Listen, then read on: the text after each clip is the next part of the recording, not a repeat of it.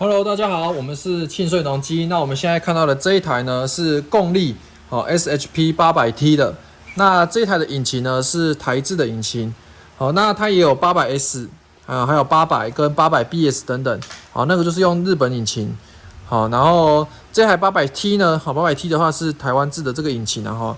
那现在我们看到它有一些油路上的问题呢。好，那例如像说它的这个油门会卡住啊。好，然后油球破掉等等，好啊，就是这个化油器要拆下来清理啦。好，那我们现在就开始吧。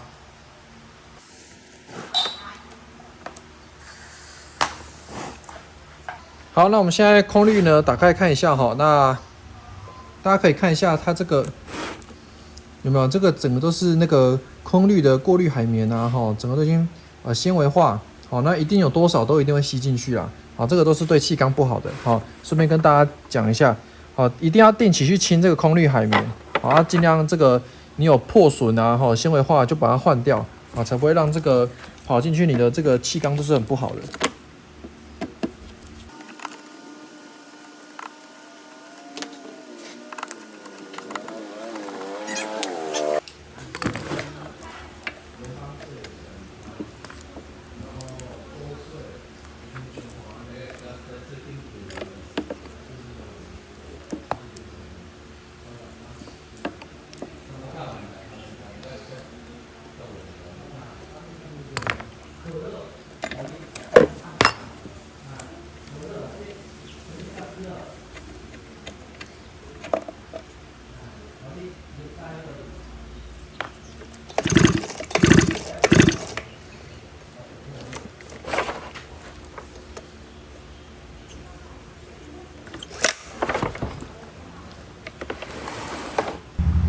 好，那我们现在来拆这个共力800T 的这个化油器，好。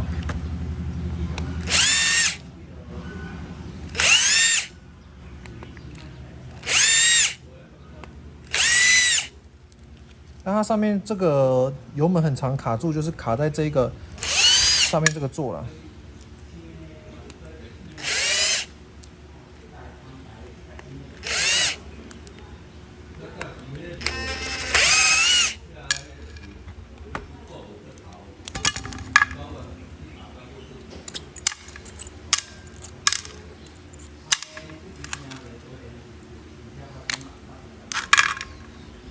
好，来看一下这个垫片硬化 ，OK， 好，等一下做更换。好，这个化油器在清洗当中呢，它主要就是这个油门的这个节流阀，好，它就是在控制我们这个进风量的大小，好，同时也就是它的这个进油量多寡。那它这个就是卡住了啦，哦，卡住了，它里面有个弹簧，那非常的卡，所以它常常在消掐就是这样子，都是全油门。然后它回油的话就回不回去，它就卡住。好，那这个清也清了好几次都没办法。啊，那也跟客人报过价格了，哈，客人也愿意将做更换。OK， 好，那一样的就是用这个原厂的一样的原厂的化油器，然后来做组装。